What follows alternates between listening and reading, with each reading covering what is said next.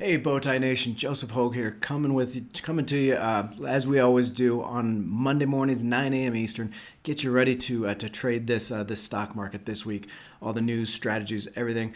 Great video plan for you today. I'm going to talk about how to invest in this really go nowhere stock market, right? Stocks in the S&P 500 basically kind of reached where they're at right now about a month ago. Excuse me, about June 10th, around there, reached the lows about June 16th, and have pretty much been flatlined. Just a good news, bad news stock market. So how do you invest where stocks are going nowhere, where stocks really can't find that direction? Then we're going to have our weekly market update, the stocks to watch this week, the news that you should be watching, and some of the trends and strategies. So thanks for being here. I see a lot of all the citizens out there in the Bowtie Nation out there in the chat already. Great to see you there. I appreciate it. Just love getting this face-to-face connection with everyone out there that we really don't get in those regular videos. But stocks are just kind of go nowhere, right? They can't seem to find direction. Stocks in the S&P 500 are off their lows by 6.2%, right? But just can't break higher with any confidence. We get good news from the consumer side, good news from the jobs market side, but then that's hit down by, maybe bankers, bank CEOs warning on the economy by higher interest rates and things like that. Now, second quarter earnings could be something that starts this week really in earnest. 74 companies in the S&P 500 are reporting this week. It's something that could kind of break us out of that tug of war, but the most likely scenario is that it's just kind of a volatile sideways market. So how do you trade that? Stick around after that, though, because we do have our stock market news, strategies, and trends for this week. Again, every Monday morning at 9 a.m. So, please appreciate you joining me here. Before we do get started, I do want to point out in the chat, I posted a link there for a WeBull offer, folks. I know a lot of you aren't looking for a new stock trading platform, maybe don't like WeBull for whatever reason, but take advantage of these free stock offers, right? WeBull right now is offering up to 6 free stocks for a deposit of any amount. So basically, you click through that link, you open your account, you deposit 1 penny, and they're going to give you 6 free stocks. It says up to $3,000 each on the 4 free stocks, $300 each on the 2 free stocks that you get just for opening your account. You don't even have to deposit. But up to $12,600 on 6 free stocks for depositing any amount. So open an account, deposit a penny, and get your 6 free stocks. Check out the app. I use the app for a stock simulator for the research that you get there, but you don't have to. You deposit 1 penny, get your free stocks, and then don't use the app if you don't want to, and hold your free stocks there. So, it's just a great way to really be able to support the channel without doing anything. Get 6 free stocks. Lately, it sounds like the average for each stock has been right around $5 to $10. So you're gonna make about $50 on those 6 free stocks. Between $30 to $50. But you could get more. They have some of the stocks in the queue that are worth quite a bit more there. So click through, check it out, and see what you get on that. And again, it helps support the channel, so I appreciate that. I do want to get started, though, because, again, we're just kind of in a go-nowhere market since over the last month. And if earnings don't break us out of that slump, it's likely we just keep going in that direction, kind of a volatile up and down kind of market, right? And a lot of that is kind of that tug of war between the good news and the bad news, right? So first, the good news, the job market is still very resilient. We got 372,000 jobs created last month, according to last Friday's jobs report. It was well above the 250,000 jobs estimated or expected. And that's, the strong jobs report was just followed by hourly incomes that rose 5.1%, right? Hourly wages in that report came out 5.1% higher over the last year. So a strong increase in wages as well. And of course, that's just the strength in the jobs market is just making the Fed's job so much harder at bringing down inflation, right? Because you're not going to bring down inflation, you're not going to bring down consumer spending until you get some weakness in the jobs market. So as long as people are creating jobs, as long as businesses are hiring and wages are going up, then the Fed is going to have to continue to increase those interest rates and really try to slow down the economy. So it's kind of a good news, bad news situation there. Some really interesting data in the JP Morgan earnings last week. I always watch these bank stocks not only for the stocks themselves, but also for what they say about the economy, or the economy and consumers specifically. JP Morgan always releases some great information about the consumer side and about consumer spending. So, definitely check that out, even if you're not interested in the stock, each time the quarterly report comes out for that. But JP Morgan last week reported that credit and debit card spending was up 15% year over year. So very strong consumer spending on that side still. Deposits were also up over the quarter. So, not only are people spending more, but they've still got money to deposit into their accounts, partly from that wage growth that we saw in the jobs report. So very strong consumer still. Retail sales last week reported on Friday were also up 1% for the month, beating expectations. So there is a lot of support for the economy. But of course, we have that bad news, right? The bad news is that the Fed is still increasing interest rates. It's expected to increase rates by at least 75 basis points. That's 0.75% when it meets here at the end of the month on the 22nd. Actually, here in the next week on the 22nd, and just keep on going from there. I can show you the Fed Watch tool that we use often here on the channel. Something I want to show you here. If you ever want to get a feel for how much the Fed is raising interest rates, what investors or what the market expects them to raise as far as interest rates, you can go here. It's the CME Group, so cmegroup.com, the Fed Watch tool. Okay, and if you type in Google CME Fed Watch tool, you'll always find it there.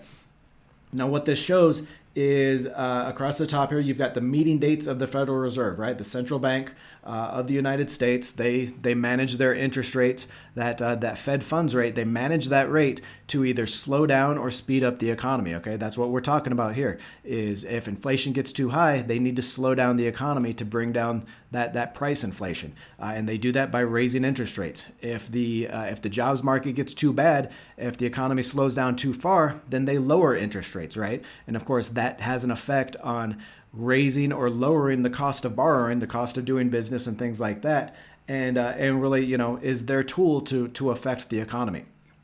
Well, what we're seeing here is so you see the meeting dates up across the top here. Next one is actually the 27th of July. So in about a little over a week here, 27th of July, 21st September, 2nd November, 14th December, and then through next year as well. And you got the current target rate. So the current federal funds rate is between 150 basis points to 175 basis points. Now that's just percentage. So 1.5% to 1.75%. That's where their current rate is. And that started the year at 0, folks. So, it might not seem like a big move, but 1.5% move in 6 months is a big move in interest rates. That's all the pain that we're seeing in the housing market right now. That mortgage rates have doubled from 3% to almost 6% just in the last 6 months. It's basically added $1,000 onto new mortgage payments for people trying to take out a new mortgage right now. And so 1.5% in 6 months is big, and you can see here the expectations. So the probability, market probability of what the stock market believes the Fed will do at its next meeting. Next meeting, 65% chance that they're going to raise by 75 basis points, 0.75% to 2.25% to 2.5% range, right? And that's a pretty big jump. They did that. They raised it by 75 basis points in the last meeting. That was the highest increase since 1994. And look, we're expecting 2 in a row here. We're expecting them to do that on the 27th of July. Some people even think about 35%, probability that they could go a 1% increase, which again would be huge. That would be the highest increase, I think, since the 1980s. Highest increase in rates in a single meeting. It wouldn't be unprecedented, and the Fed might just want to do that shock and awe, where they shock the market. They say, hey, we are serious about bringing down inflation, no matter what it takes, even if it really slows down the economy. Bank of Canada, their central bank, actually did 1% higher last week, kind of shocked the market a little bit. So, it's not without reason, not without possibility that the Fed could go 1% in this next meeting. But if you come out here further, let's look at the December meeting, and market is expecting 39% possibility 39% probability that the Fed has gone up to 3.5% by that meeting. Some even higher, 25% that it's got up to 3.75, even 5% chance it's up as high as 4%. And again, folks, remember, this was, so that's the Fed Watch tool on the CME. But remember, this started at 0 to begin the year. So to think that we raise rates from 0 to 3.5% by the end of the year, that's another 2% higher from here. So imagine what that's going to do for mortgage rates. If just from 0 to 1.5% on the Fed funds rate has doubled mortgage rates from 3 to almost 6%, what is adding another 2% to mortgage rates going to do?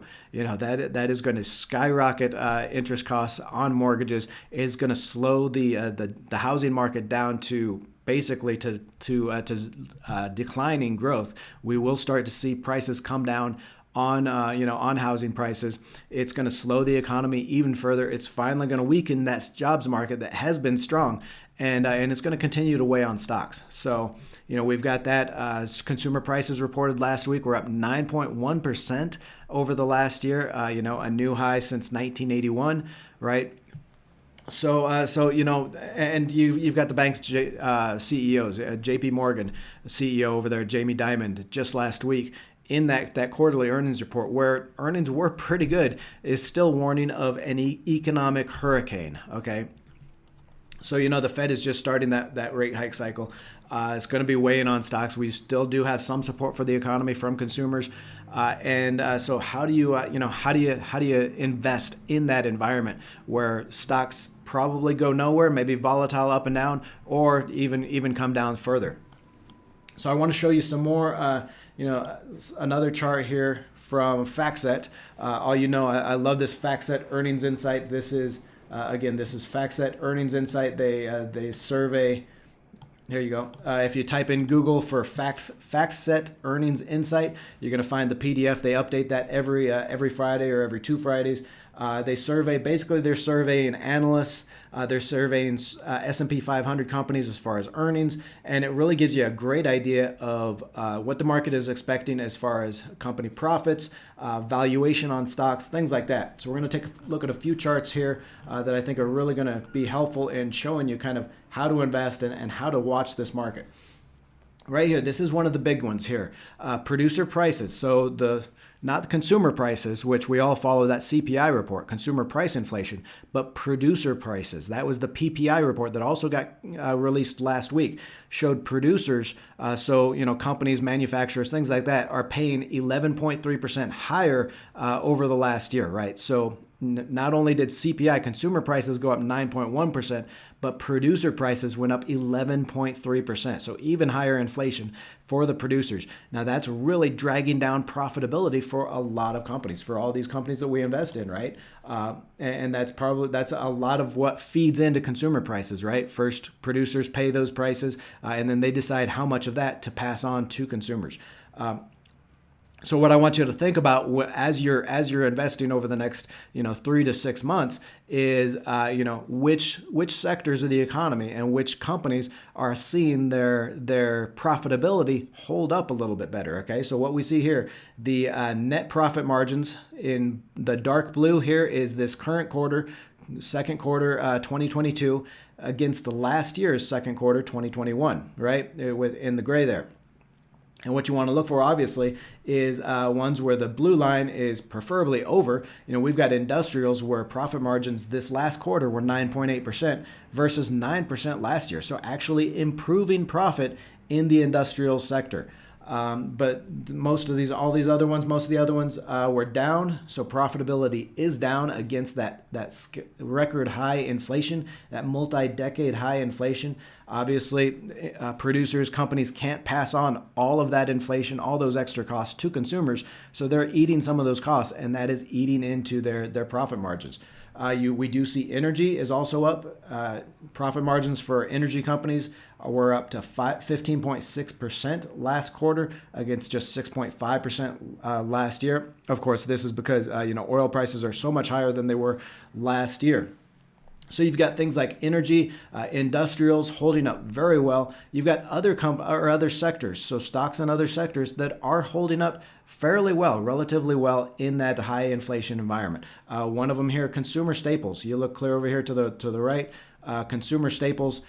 Profit margin last quarter was 6.6% against last year was 7.1%. So some drop in profitability at consumer staples companies, but not nearly as much as some of these other ones, right? You see consumer discretionary down to 6.3% from 7.8% last year, right?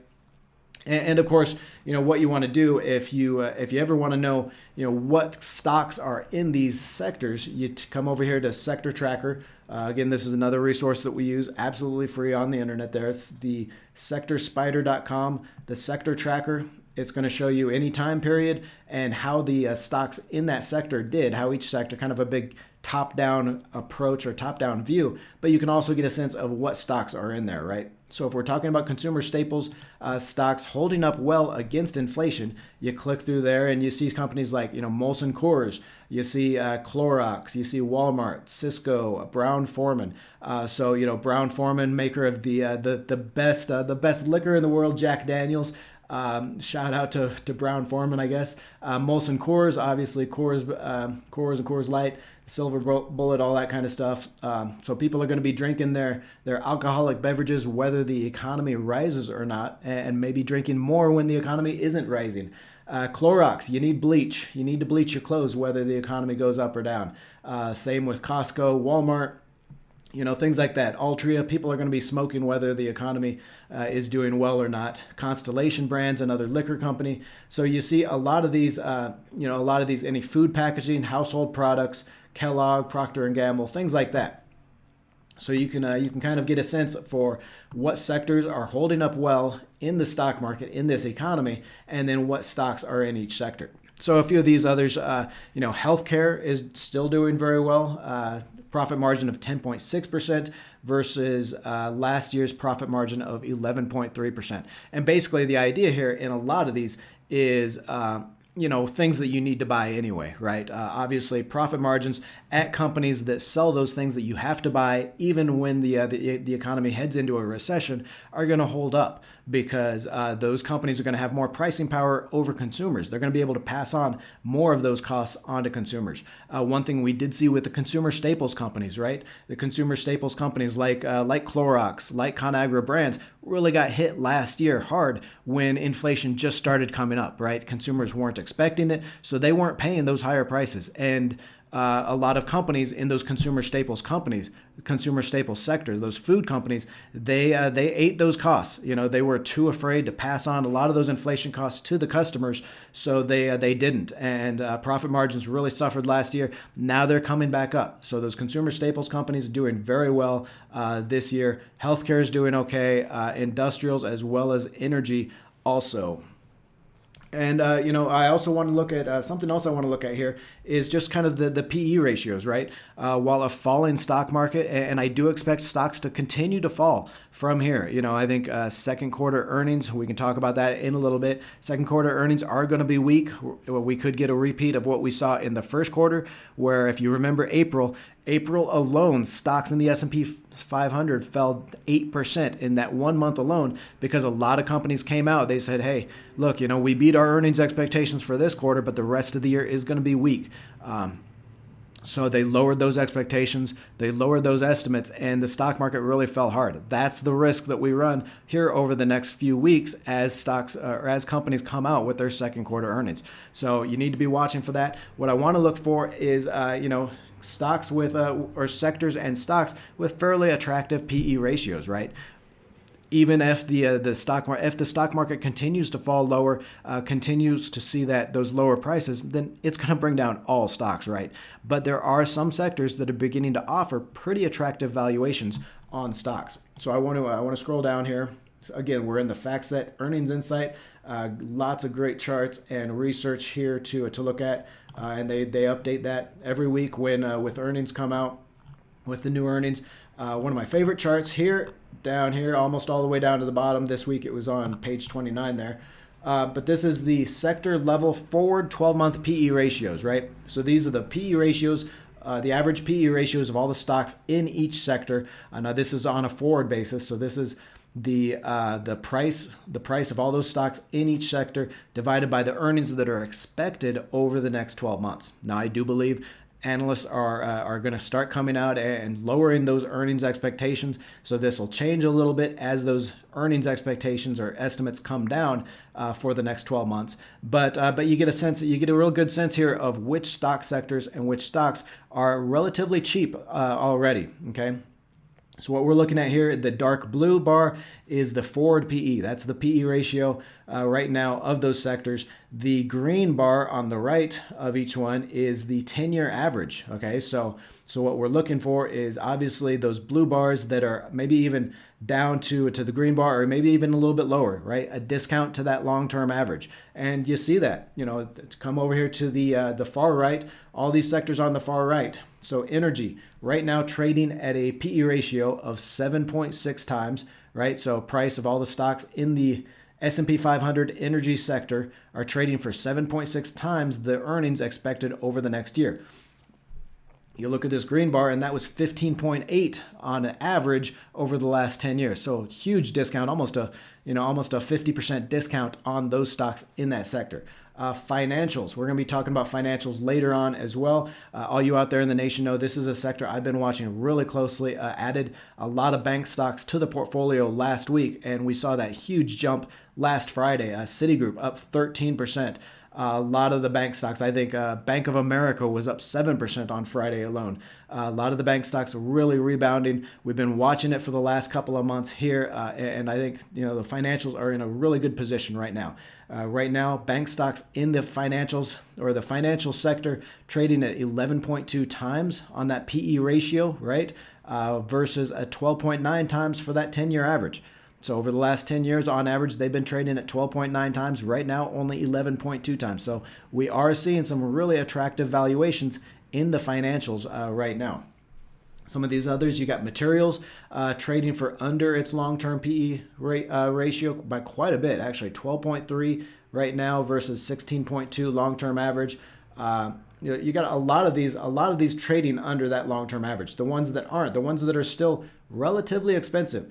You got consumer discretionary, right? All the retailers, the clothing stores, things like that, trading at 22.6 times on a PE basis versus 21.8 times on that long-term average. So still relatively expensive. And a lot of that is just because we expect the earnings for consumer discretionary companies to come down so hard over the next year. They are going to be hit by the recession, and that could be, that's why the PE ratio is so much higher. Consumer staples still trading fairly expensive, and a lot of that is just because consumer staples have held up so well over the last 6 months. As the rest of the market has fallen, consumer staples has held up pretty well and has held up that valuation. So, while I still do think consumer staples companies will protect your money as stocks fall farther, because they're not going to fall quite as far or as fast as the rest of the market, they are still, they are relatively expensive right now compared to their historic average. So, I think I would look at maybe some of the less expensive sectors. One would be healthcare, right? Healthcare, pharmaceutical stocks. Those are going to hold up well in a recession, and those stocks aren't right around. So just some ideas on how to invest in in this go nowhere market. The sectors that are looking good, the sectors that are looking relatively attractive and cheap. I do also think you can start using maybe some covered call strategies or protective puts. We've got some videos on the channel about options hedging and how I use options. I know a lot of you out there, you love to buy those calls, those call options, do those spreads and things to really make increase your leverage and increase your returns on stocks. But really the best way to use options is to reduce that risk, right? You can buy a stock that you like, the long-term stock, but if you're worried about the next 6 months, if you're worried about kind of this volatile go nowhere market, then you can sell a call option against that stock and collect some key cash premium, so you really cash flow that stock and reduce your risk just a little bit. So that's one idea, selling puts or buying puts, buying puts against stocks or against the market itself. So if you buy a put against the SPY, the S&P 500 index ETF, you buy a put against that, that's going to protect you from the downside in the larger market while you still get to hold on to your long-term stock picks. So it's just some ideas there on how to invest in this market. I do want to turn it over into the weekly market update that we do every week here. Just look at some stocks that we're watching this week. We are getting a lot of stock market earnings this week. Again, 74 companies out of the S&P 500 are reporting their earnings this week. So it's really ramping up the second quarter earnings. And again, that could be pivotal. Excuse me. It's an early morning. If we get anything like we saw in the first quarter, where companies come out and really lower those expectations, we could get a nasty sell-off. But I want to just cover some of the stocks I'm watching this week. Bank of America looks like it's going to open about 2.5% higher here in a couple minutes when the market opens. Jumped 7% on Friday, along with a lot of those other bank stocks. I actually added Bank of America to our 2022 portfolio last week. I think it was Tuesday of last week. We added that stock and added a couple others. We had Citigroup already in there. We added JP Morgan. And again, this is on what could be the strongest era of profitability in the bank stock since really the 80s, right? Interest rates are going up. And remember, how banks make money. They pay you a rate on your deposits, on your savings. They take that money and then they loan it out at a higher rate. Well, those higher rates, those long-term rates are now going up for the first time in years. Okay, and what we're looking at is a net interest margin, so net interest profitability. That spread between the short-term rates and the long-term rates that could be as high as it's been since the 80s over the next couple of years, right? So that's really why I'm looking at a lot of these bank stocks. Citigroup lifted hopes of the bank stocks Friday when it beat on its profit and revenue expectations. The JP Morgan, Morgan Stanley both missed their expectations earlier in the week, so a little bit of bad news there. But what we're seeing on these bank stocks is they're beating on their revenue, right? They're beating on their sales. Revenue was up 11% for Citigroup last week, even as their earnings are disappointing, right? They posted a 23% drop in earnings. Bank of America itself this morning had their earnings report. They beat on their revenue. They reported higher revenue, but lower earnings. And again, folks, this is what we've been talking about over the past couple of weeks. This is what to expect as we head into a recession. These banks, they take their profits and they move them over to the balance sheet. They take that money and they lower their earnings. They say, hey, you know what? We're putting this money aside. We're not gonna report it as earnings right now. We're gonna put it in a cash account called loan loss reserves, just in case loan defaults jump in a recession. We want this cash reserve held on our balance sheet, right? So we're seeing big earnings drops at the banks, 23%, 40% year-over-year earnings drops.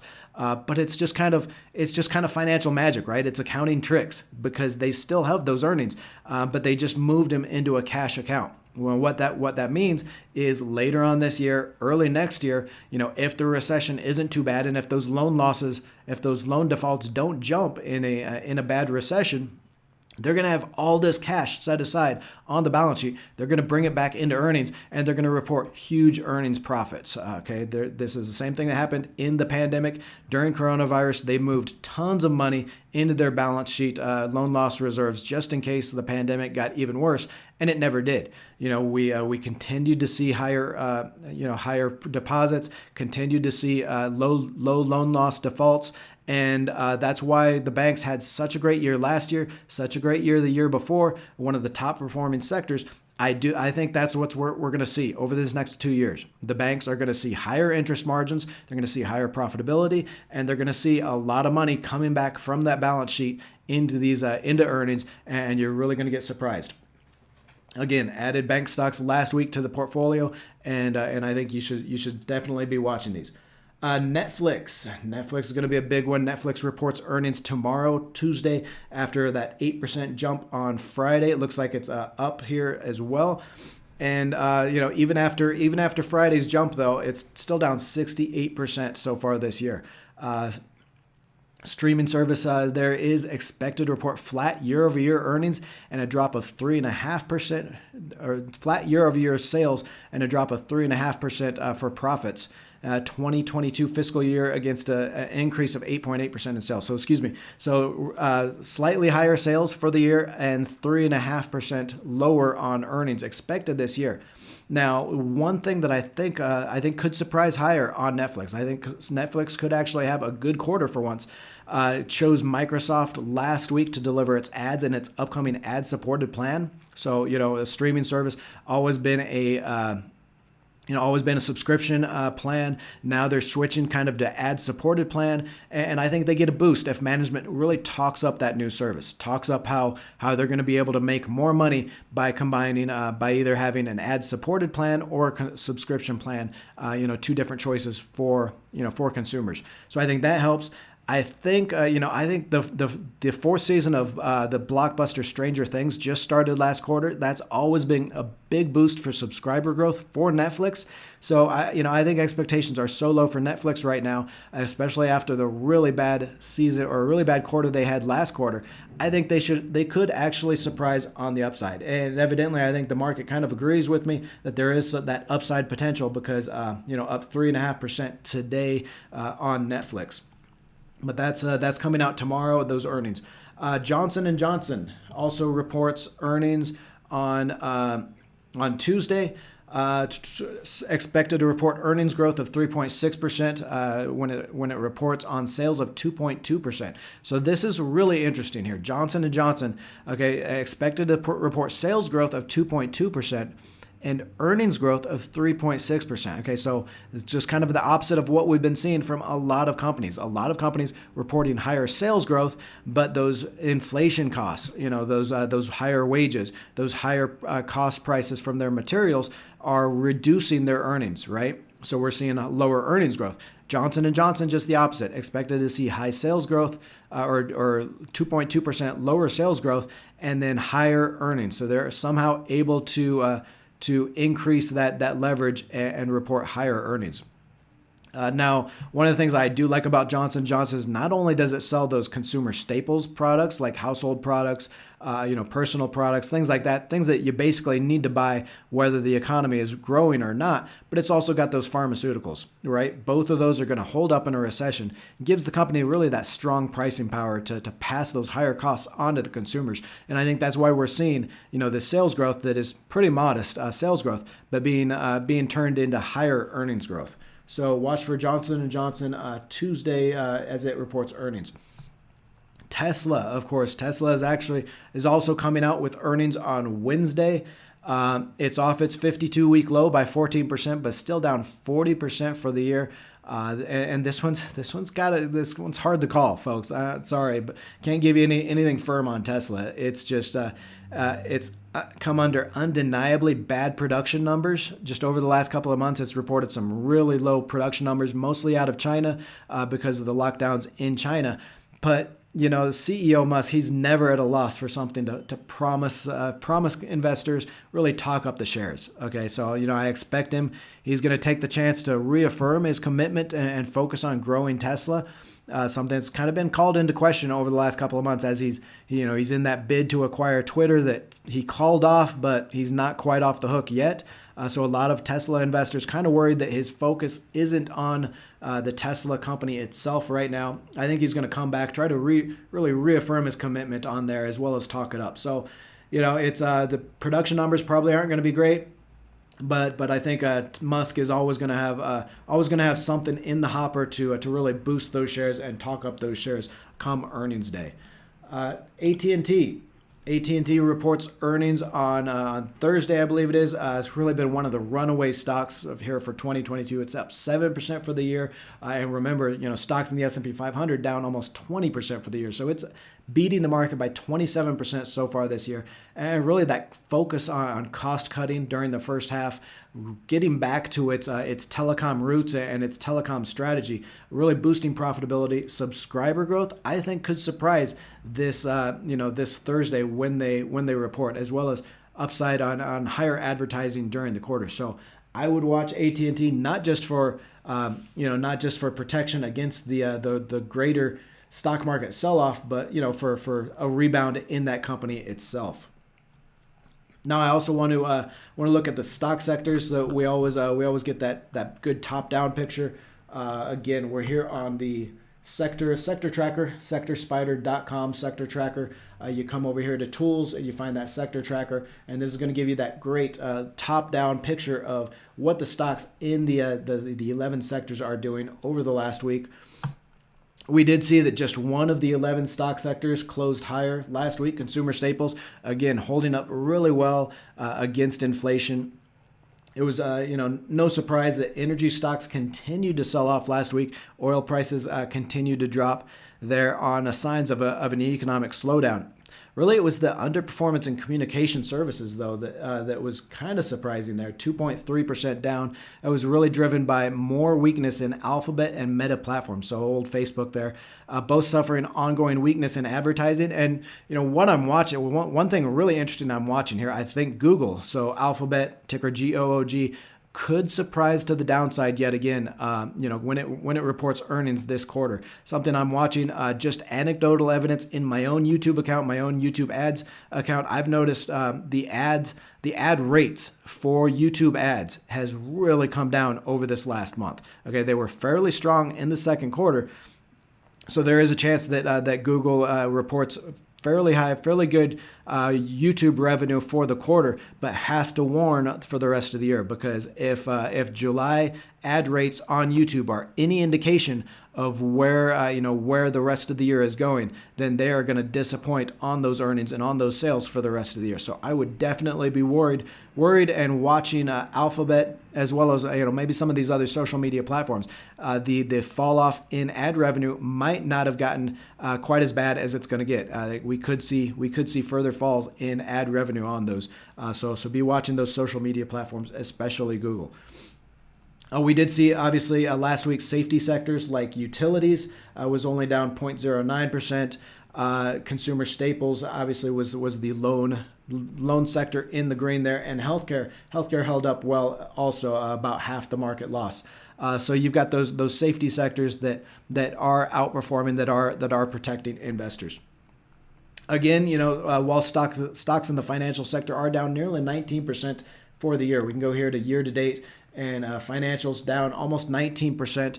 Really got a big boost last Friday, up 3.4% on Friday, just in that whole sector. Shares of Citigroup up 13%, and really five of the top 10 stocks in the S&P 500 were in banking. Right. So while the bank CEOs continue to come out and warn about the economy, shares will remain under pressure in that broader stock market sell-off. If the market continues further, bank stocks are going to get hit just as well.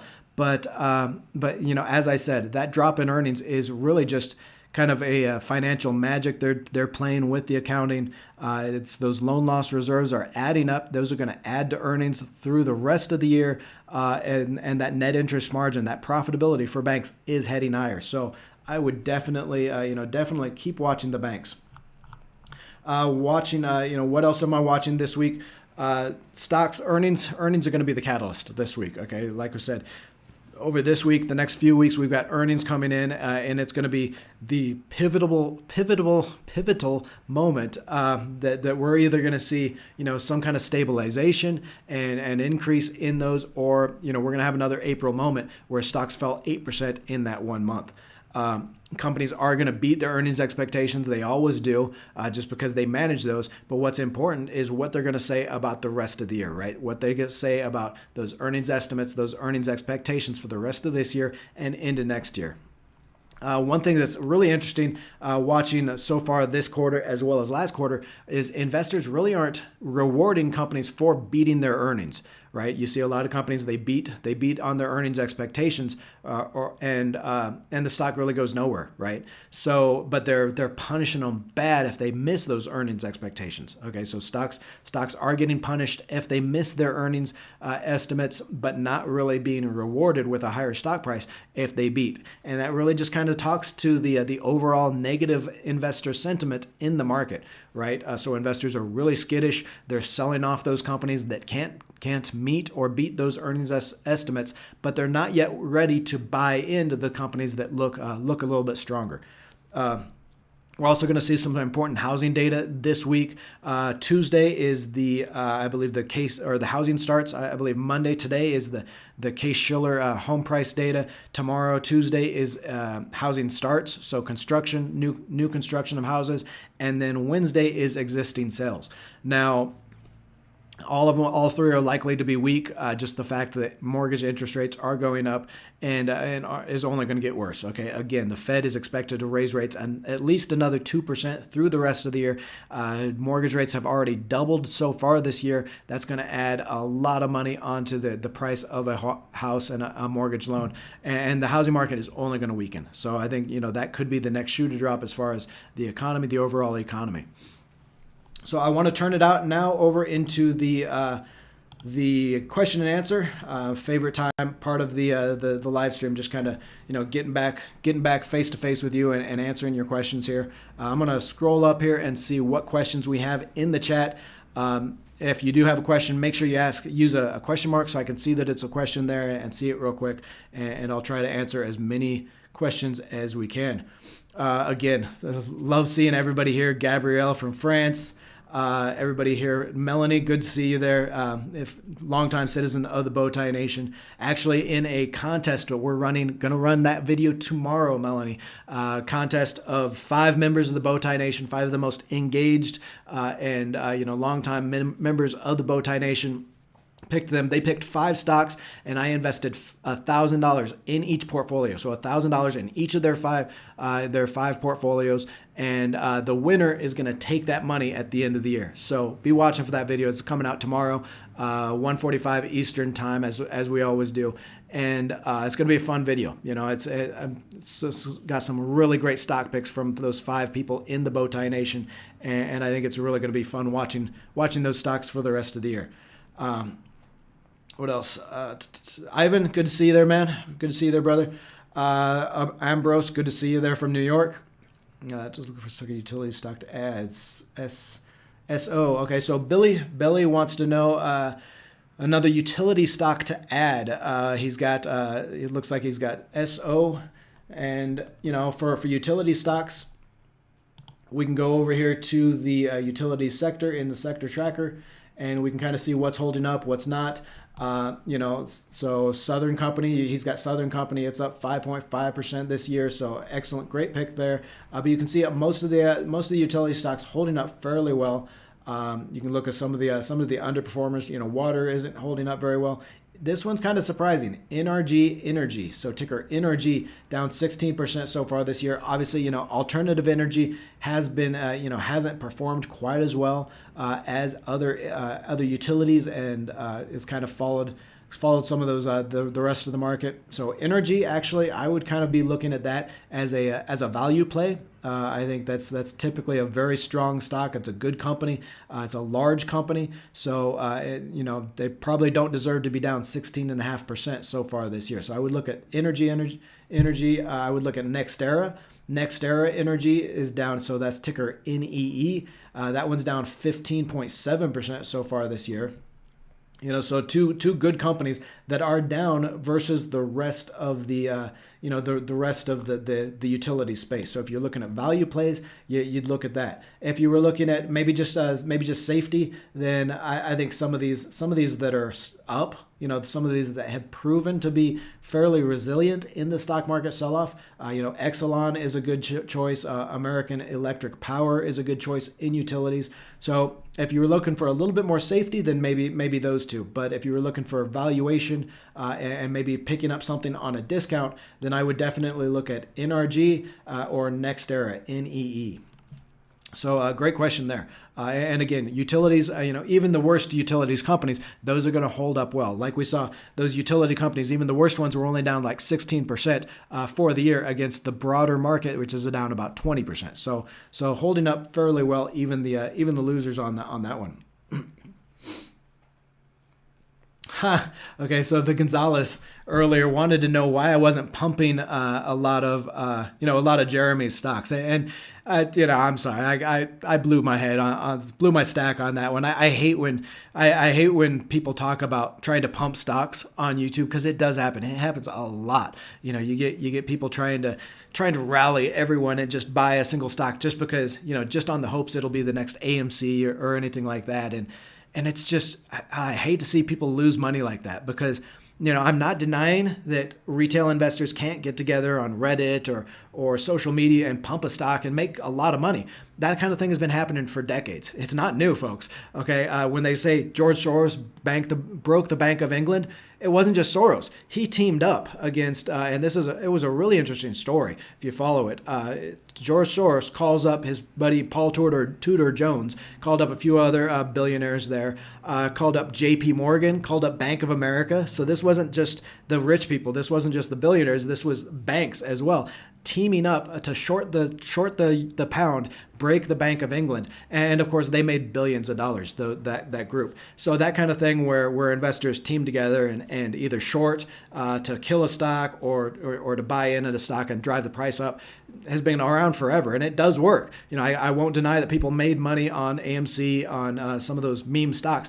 The problem is when we talk about retail investors and Reddit and YouTubers pumping a stock, is you never know quite when that trade is going to unwind, right?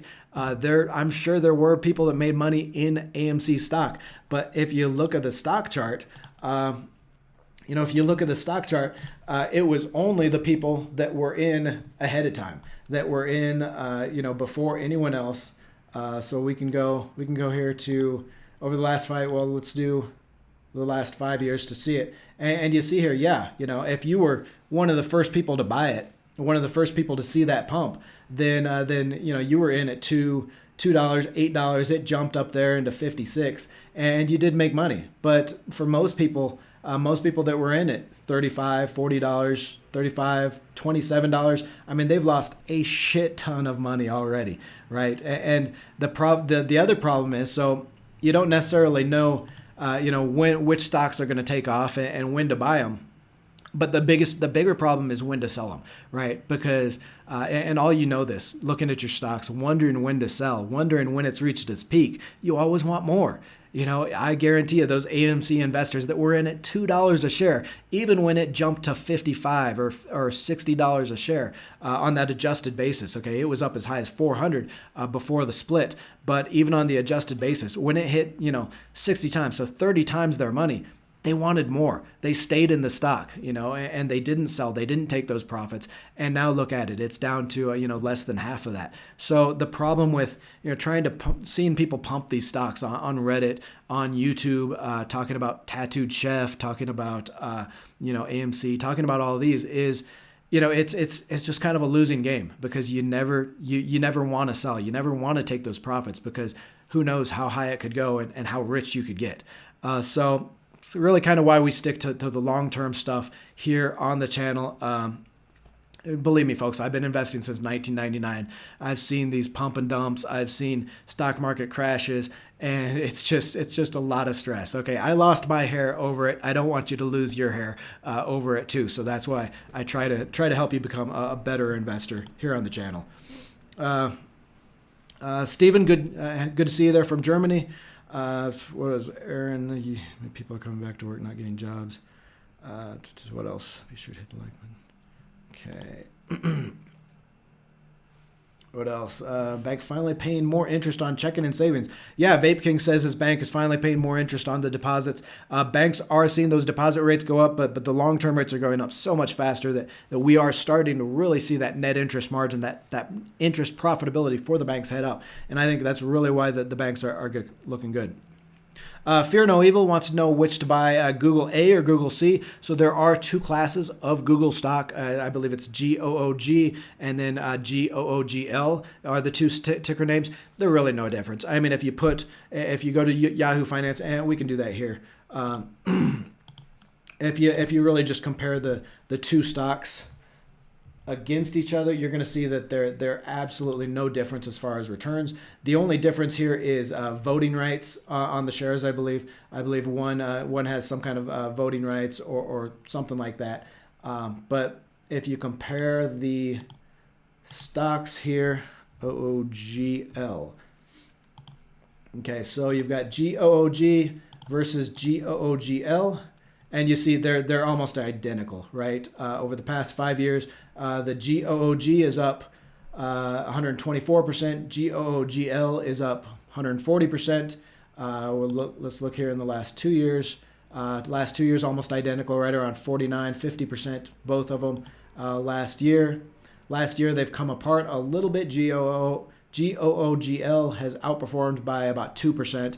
And you know, I mean, who knows why that is? There's not a real clear reason why that would be up. I would actually almost play the contrarian here and buy the one that is not up as much, because again, it's the same company, it's the same share, it's the same percentage ownership of the company. You just might not get, like, you know, some proxy voting rights, things like that with the GOOG rather than the GOOGL, right? Really unimportant differences between the two. So price differences between the two should be cleared out by the market, right? So if you do see one outperforming the other, I think I would buy the one that's lagging a little bit, and maybe you get an extra 2% return when those even out, because they're really basically the same stock. But great company, or great question there, because I do see a lot of questions on that for stocks that have those two different classes of shares. LTC, I've held it quite a while now, and has always been good to me. So Wingle 90 wants to know about the REIT, the Real Estate Investment Trust LTC. That's long-term care properties. It's a senior living, senior housing, and that kind of thing, properties. I've always kind of liked LTC as well as some of the other senior living houses. They had a huge oversupply problem here over the last decade. Okay, they really built way too many senior care facilities and nursing facilities, things like that. And so, it really hit the stocks here over the last, really pre-pandemic. Obviously, the pandemic hit those as well. But it's a strong long-term investment, right? People are only getting older. This society is only getting older on an average basis, and we're going to need more of this nursing and assisted living facilities, things like that. LTC is one of the best, one of the biggest. So I like LTC. I don't own it right now. I have owned it in the past. I think I sold it off when it started looking a little expensive on valuations, but I'll probably pick it up here again soon. Okay. Vape King says the I-Series bonds looking better each day. Yeah, if you haven't caught that video we did on the Series I savings bonds, actually about a month ago now, check that out. Those I-Series bonds, definitely one of the best investments you can get right now as an investor. 9.62% interest, over the next 6 months. That'll be reset in November, according to the CPI, but it's always going to be, kind of adjusted for that consumer inflation. And right now, consumer inflation is not coming down.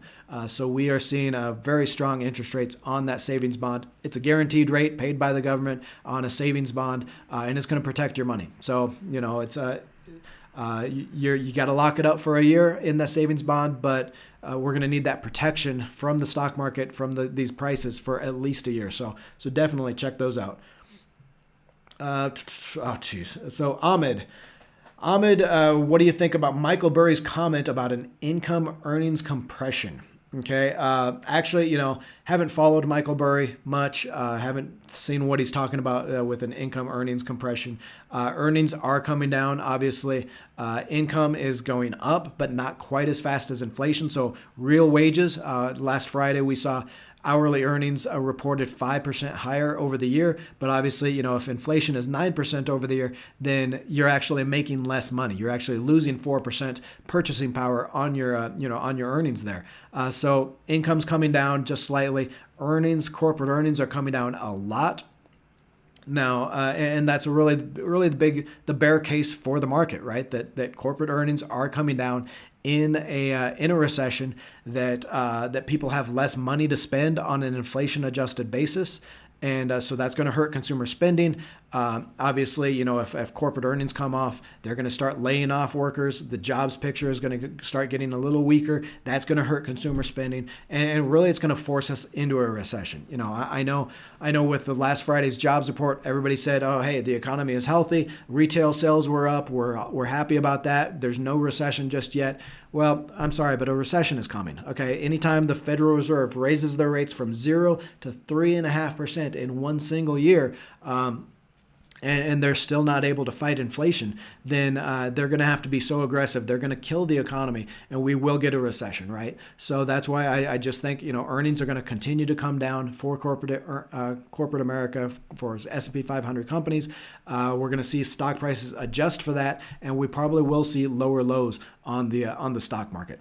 As far as Michael Burry, I don't know. All you long-term members of the Bowtie Nation, you've heard me rant about Burry and some of these other guys that are always calling for a stock market crash. Burry is loving things now because, I called it. I told you. I warned you last year that the stock market was going to crash, blah, blah, blah. He's been warning you for 3, 4, 5 years now, okay? Michael Burry is always calling for the next stock market crash. He always bitches and complains when people don't listen to him, just so he can say that he was right this year. So for the past 5 years, everybody laughed at him, and he's canceled. He's deleted his Twitter account how many times because people call him out on his bullshit. And then now all of a sudden he's right because he just happened to be right 1 year out of 5. So sorry, I don't hold Michael Burry up on a pedestal like a lot of other people. What if we get a drop? Should we stocks? Okay. Calvin wants to know if we get a drop in oil prices, stocks we should get. Okay, so we are seeing oil prices come down marginally, just on fears of a recession. Obviously, oil should not be at $100 a barrel if we're looking at a recession. There's just not the demand for it, right? So oil will come down. The only thing holding it up right now is Russia, and who knows how long that could last. Okay. We do see real long-term supply deficits in oil through the pandemic. Even before the pandemic, oil companies were just not spending on production. We saw those oil prices drop to negative, right, in April of 2020 or 2020, right? Oil prices went negative. Oil companies just stopped their production, stopped investing in new production, and we were really seeing that come home right now and over the next couple of years as we see lower oil supply. Okay, so that is going to support the oil prices up at least around $65-$70 a barrel, $75 a barrel at least. So I am expecting oil prices to come down when the Ukraine conflict gets resolved. But again, I think that's going to be a buying opportunity for the energy stocks because they are still going to be profitable at $65, $70 a barrel, right? So you are going to see some pain in those energy stocks, but they are still going to be profitable. They're still going to be spinning out those dividends and those share repurchases. Still going to be strong investments at that point. Now, if oil prices do come down, they have come down over the last month. I think that's going to be good news for the inflation numbers next month. It's going to be, it's going to be kind of volatile because they're still very high. I'd say probably around the CPI report of next month, where we are expecting inflation to come down because of the gas prices, because of oil prices have come down. I'd say we could get some market support there. We could get a little bit higher better market sentiment, and maybe you position in some of those volatile cyclical stocks like technology, like consumer discretionary, like communication services, those social media and internet stocks. I think you do get a bump in those around that inflation report because I think that inflation report is going to show, at least for the month, inflation did come down a little bit. So kind of a trading idea. I don't do a whole lot of trading just because I want to stick with a longer term perspective. But definitely, if you're watching that, I would look at that. Yeah, we're seeing Stanislav says 16.9% inflation in Bulgaria. We talk about 9% inflation here in the U.S. like it's, a huge multi-decade, 60 or 40-year high, but it is just as high and higher through a lot of the world. Okay, there in Bulgaria, 17% inflation. Turkey is like 70 or 80% inflation. Here, they're around Latin America. Most of Latin America is double-digit inflation. So, I mean, I think it's really going to it's really going to beat these, a lot of the emerging market countries. We're going to see a lot of weakness from those this year, especially because the dollar is also rising, right? A lot of the news here in oil prices, in gold, in commodities, a lot of the weakness in those has been because the price of the dollar has surged, or the value of the dollar against other currencies has surged here over the last few weeks, right? All these commodities are priced in dollars, right? Oil is priced in dollars, gold is priced in dollars. So as the value of the dollar increases versus these other currencies, then you're going to see weakness in those commodities. Okay, that's some of the problem with oil, problem with gold. Gold right now down to $1,700 an ounce, really the bottom of that trading range that we've seen. So I know a lot of gold investors are really disappointed right now that despite record high inflation, gold prices are just going nowhere. And it's because interest rates are going up. It's because the value of the dollar is going up, really weakening that commodity. And the problem here with emerging countries or with emerging markets and their stocks, their bonds, is that, as the value of the dollar increases, their deficits, their bonds that are dollar denominated, it's going to be really hard to pay that debt. Okay, so we're going to see a lot of debt defaults in the emerging markets this year. It's not going to get quite as bad as it was in the 80s and the 90s with a lot of those crashes, but it will be bad. So that's why I'm saying, hold off on emerging market stocks and some of those this year. Okay, this is on the live channel. Nemo, good to see you there, man. Always good to see you. If you got a question, let me know. Love to help out. Thank you for your videos. Is your belief that the market has a way to go before it bottoms? I hope in the bear market rally, still have some cash on the sidelines. So Josh wants to know, if the market is heading lower, he's still got some cash on the sidelines. I do believe it is. Okay, I think we are in a bear market rally that we've talked about here over the last few months. We've seen quite a few of these bear market rallies. This one's a little bit longer than they usually are, but I do believe if you look at the S&P 500, it's been really topped out at that 3,900 level. Just can't break through that. It's testing lows. Testing lowers from there. The low is right around 36, I think it was back last month. So as you look at the market and you think, man, stock prices are recovering, they're rebounding, just remember it's only been less than a month, really, since we've seen those lows, since we saw that 20%, 22% down on the S&P 500 for the year. And yeah, you look at the big picture idea on the economy, and it is all negative. Okay, yes, the jobs market is very strong, but that's only proving that the Fed has to raise interest rates even more. As long as the jobs market is strong, people are getting higher wages, and people have jobs. Consumer spending is going to be strong, and that is just going to hold that inflation up there. Okay, so that's really what the Fed is trying to fight right now. They have no choice but to fight that and to weaken the jobs market. That's the only way you bring inflation down. So, we are going to see higher interest rates, much higher interest rates this year. That's going to destroy the housing market. It's going to destroy the jobs market. We are going to start seeing corporate earnings, corporate profits come down continuously through this year, I think. And there's just no way that stocks can hold up in that. Okay, so I do expect stocks to come down again. We've talked about my strategies that I'm using over the past couple of months. I'm waiting for probably about 3,400, maybe 3,450 to start, kind of stepping into the market, using some of my cash to buy back into stocks.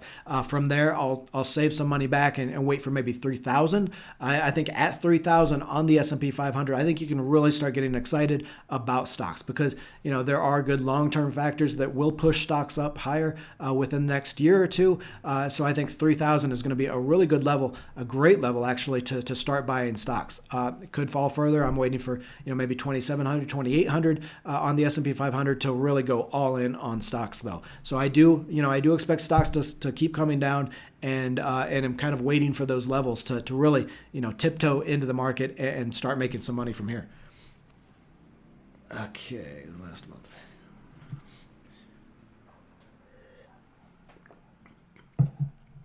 Okay, what else do we have? These banks have a lot of default. Okay, where are we getting at? I hate the chat here. You move it just a little bit and you miss a comment. I saw one. Okay, from Billy.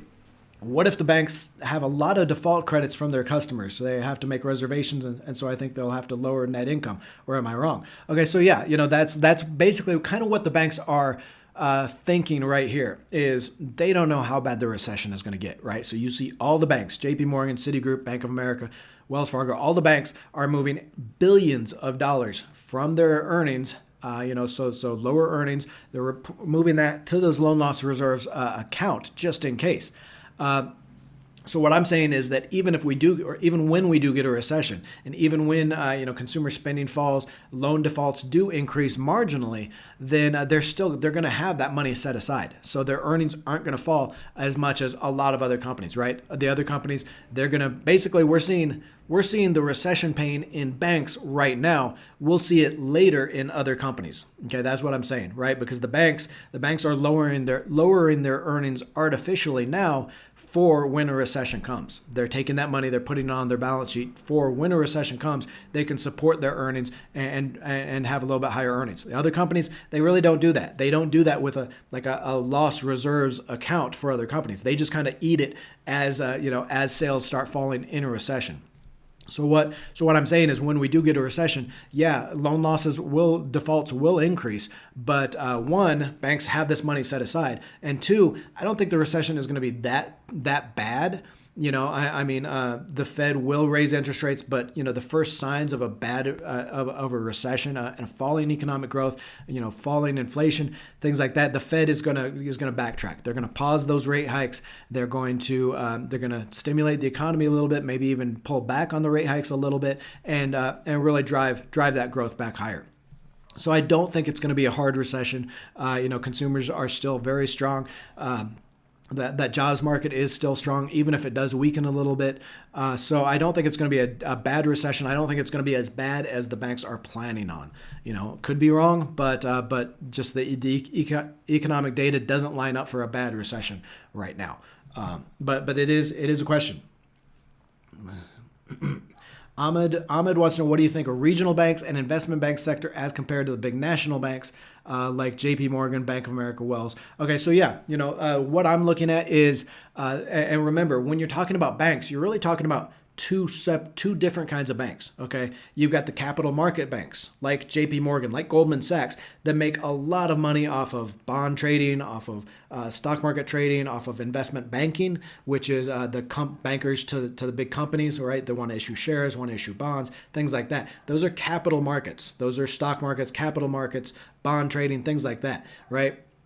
And then on the other side, you've got regional banks. You've got even the larger banks like Wells Fargo, right? Wells Fargo has some capital market exposure, but it's mostly a lending bank, right? Mostly a bank that loans to consumers, to small businesses, things like that, right? Those are gonna do best when that net interest margin increases, right? When those interest rates increase and they make more on their loans, right? Because it's mostly loan money, right, that they're making. So I'm really focusing on, yes, those regional banks, those banks with more commercial loan exposure, consumer loan exposure, things like that, rather than the capital markets banks, right? Because in a recession, stock companies don't IPO, companies don't issue as much, bonds and stocks and do things like that. Okay, you don't have that capital markets business that J.P. Morgan, that Goldman Sachs, like Credit Suisse really depends on for a lot bigger part of their revenue. Okay, so I'm on this other side where we're talking about the regional banks. Wells Fargo, Bank of America is kind of half and half, right? But Citigroup is also another good lender. Banks like that. I think all banks are going to do well because of that net interest margin, and so I mean most of the banks are going to do well. But I would focus on regional banks and the lending banks themselves. What else? Greetings from Jacksonville, Florida. Mick from Jacksonville. Actually, we have got a date set. Well, we don't have a date set for Tampa, but we are moving. Got our daughter's visa appointment here in August, early August. Probably be moving late August to Tampa, so I'll be joining you there in Florida. What are thoughts on Vail? Jimmy wants to know thoughts on Vail or Vale. mining company. Not haven't been really looking at a lot of miners. I would look at the copper miners, especially like FCX and Southern Copper. Copper prices have just crashed since earlier this year. Okay, a lot of commodities prices, metal prices have come down, so there is opportunity across the mining spectrum, but especially in copper. Okay, copper, we are in a huge supply deficit for copper over the next few years. And I think the copper miners are really what to watch right now in the market. Okay, so again, you've got things like FCX, you've got things like things like Southern Copper. So FCX is Freeport McMoran. Any of those real focused copper producers, copper miners, I think are going to be great investments right now as we start seeing more copper demand increase over the next years. Obviously, in a recession, copper is going to get hit hard because it's an industrial and a construction metal. So it gets hit by that recession and by those lower demands. But yeah, we are in a huge deficit. Electric vehicles use like 3 times more copper compared to traditional vehicles. So we're going to see huge copper demand over the next few years. Not from just that, from in all alternative energy that uses a lot of copper. Okay, foreign currency is collapsing. So, where's the exports? So yeah, George wants to know, foreign currencies are collapsing. They are. So why would the Fed risk higher rates? Which drives up the value of the dollar, because that's going to hurt exports, exports and the reserve currency status of the dollar. I'm not sure it would hurt the reserve currency status of the dollar, because obviously, as the value of the dollar increases, other countries, central banks, they want to hold more dollars, but right, because it's getting more valuable against their own currency. So I'm not sure it would hurt the reserve currency status, but it does, the value of the dollar. That's actually something people are talking about right now with earnings coming up. That a lot of companies, they're going to start saying, the companies with international sales, international exposure, they're going to be saying that the dollar is just killing our sales, really hurting our profits, because as we sell those goods in those foreign currencies and then translate that money into dollars, it really comes down quite a bit. We take a hit on that foreign currency exchange, and it does hurt the exports of the U.S. As the dollar rises, then it's the dollar. Then things sold or things made in the U.S. exported to other countries gets more expensive, right? So it does hurt our exports. The Fed really can't be too concerned about that right now, though, because they have to fight inflation. The Fed only has 2 rules. One, keep jobs up. 2, keep inflation down, right? And so, jobs are up, jobs are doing well. It's singularly focused on fighting inflation. And the only way it does that is to increase the interest rate. And yes, it's going to increase the value of the dollar. It's going to support the value of the dollar, but it's got no choice, right? 2, though, that value, the higher value of the dollar, lower exports, it's going to help the Fed. It's going to do what the Fed wants to do, which is slow down the economy, slow down demand, and slow down inflation. So really, it's a win-win situation for the Fed on the dollar and on exports and those interest rates. Okay. Nella wants to know, Nella from DC, good to see you there, bought 1,000 shares of BBBY, Bed Bath & Beyond there for $680. Should I sell? Bed Bath & Beyond, that is a scary one, right? Because there is potential there. They've got some activist investors, around there looking at if they can get them to sell off their Bye Bye Baby franchise and maybe raise some cash. But management there has just been horrible. They fired their CEO just the last couple of weeks because he was so bad. He just really wrecked the company. I actually hold some shares of Bed Bath & Beyond as well.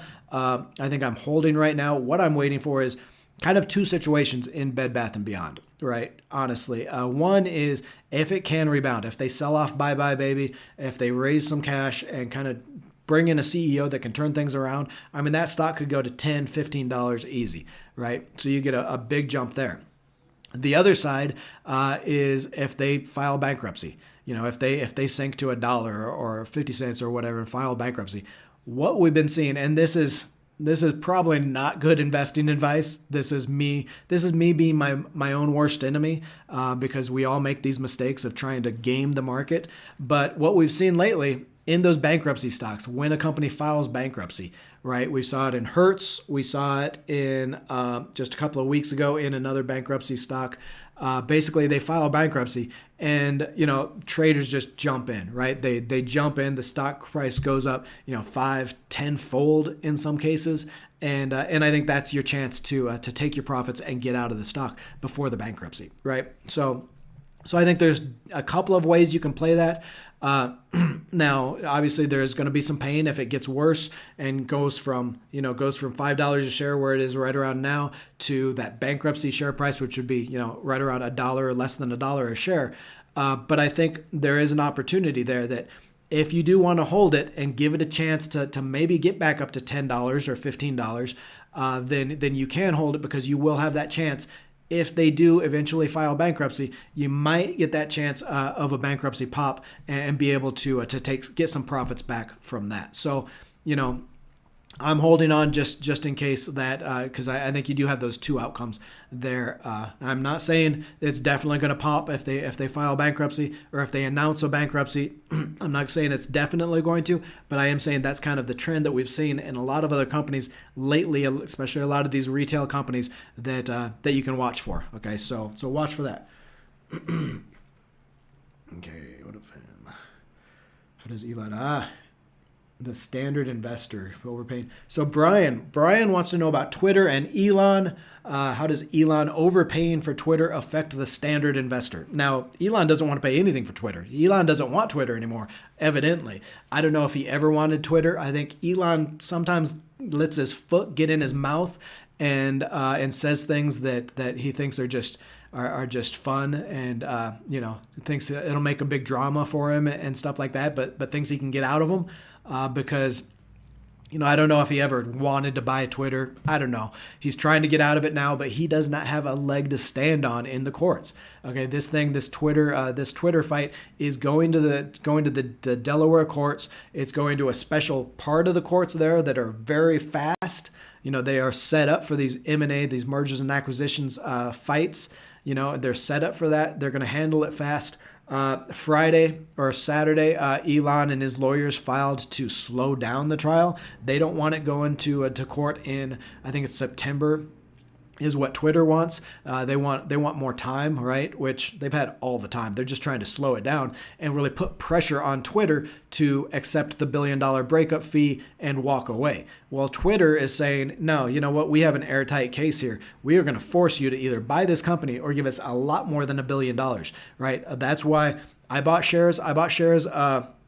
I think it was Friday. I bought shares and then sold to covered calls against them, because, really at this point right now for Twitter, it's trading right around where it was before he made the announcement for the acquisition, right? So, I got with the covered calls I sold against it, my cost basis was about $29 for those shares of Twitter. I think that's like the worst case scenario for Twitter right now is if nothing goes their way, they have to take that $1 billion breakup fee. I still think it's worth more than $29 a share. More likely than not, I think Elon realizes what his lawyers are telling him, that he doesn't have a case to just back away from the deal. I think he has to come to the table with more money for a breakup fee or to buy the stock completely. So either way, it's going to send the stock up to $40 or so. That's where I sold the covered calls on. So I think if you want to trade it, if you like Twitter as a long-term investment, I think it's a great time to pick up shares there with that covered call strategy. Quality stocks only. Thoughts on Rivian. Taylor Joey wants to know why Ether is up so much in the last few weeks. It's hard trying to play short term on these cryptocurrencies because nobody really knows. I would guess it's because we're getting really close to the merge for that change in Ether, where they're changing from the proof of work model to the proof of stake. Got a lot of network updates to Ether. It's really going to improve the blockchain and the currency. So I think that's really what investors are watching. Is over the next couple of months we're going to get that merge. Finally, it's been years in the making, and it's going to make it a very much stronger currency. So I think that's why Ether is going up right now. Okay. Google is better long term. Okay. Pumping Up says your opinion on clove changed. Okay. So Ricky wants to know my opinion on CLOV. I think that's Clover Health. I am not investing in Clover Health. I never was. I think we invested in the SPAC that was going to buy it before they bought it, but when it went up, I sold out. And that's the thing you got to do. Remember with a lot of those SPACs, right? They're kind of dead right now, but they will come back. So when they start coming back, remember those SPACs, those SPACs that are buying these other companies and getting pumped up and all that. You buy them before they make that merger announcement. So before they made that announcement, they were going to buy CLOV, okay? Because a lot of times they get pumped up so high that the valuation on the hope of they're going to acquire this new Amazon or this new runaway company that boosts the share price up so high that the valuation just can't support when they actually do announce who they're going to buy. Okay, because then they announce who they're going to buy, and investors are finally able to see the actual fundamentals and the growth behind this other company, this new company, right? And it just never supports the valuation. So if you're ever investing in SPAC stocks, SPACs, then you can invest in them, ride the wave, up before the merger announcement. But as soon you've got to get out before they make that announcement, because 90% of the time they fall after they make that announcement, and then it is years before they can turn that investment into any kind of returns. So not sure if you're confusing me with a different channel here on YouTube, because I've never talked about Clove or Clover Health or any of that. Thoughts on Teladoc Health. I'm a big investor in Teladoc Health. I'm holding it for the long term. Earnings on the 27th. Haven't looked at it over the past couple of weeks. Don't really have an opinion on earnings, but it's a long term stock. They are the unquestionable, undeniable leader in virtual healthcare. That is where our healthcare system is going, the direction it's going. This is still a stock. This is still a company growing its earnings at 20% plus every year. Okay, so whether the stock has fallen over the past year, I've owned it since January, so I think I'm down. 15% so far this year on Teladoc. Whether it's fallen or not, the stock has come down. The company is still reporting record sales, right? So I own it. I'll continue to pick up shares as it heads lower and dollar cost average, because I think it's a great long term company, long term growth company. I think actually Teladoc. I think there's a point where maybe even Amazon buys Teladoc. I think one of these larger tech companies buys Teladoc because it wants that exposure into healthcare. Amazon, some of these other companies have been trying to create their own healthcare company for years, have never had any success at it. And here's the opportunity to buy a leader in virtual healthcare with a huge network to be able to buy them at a discount. So that's a possibility too. Jess says the tour of Jack Daniels is amazing and free. I will definitely have to check that out. Lynchburg, Tennessee is lovely. I'll definitely have to check that out. I got my bottle of Jack over there is actually almost empty, so I gotta renew my reserves here pretty soon. Okay, we are at going on almost an hour and a half in this live stream, so you can tell my voice is starting to give. Got to get to the gym here pretty soon, so I appreciate everybody being here again for these Monday live streams. If I didn't get to your question, please ask it in the comments below. I'll try to get to it while I'm at the gym later on today. And definitely check out that video tomorrow. We've got that $1,000 challenge, $1,000 in 5 portfolios, across 5 portfolios, and the winner is going to take it all. So thank you for joining us again. I will see you next time.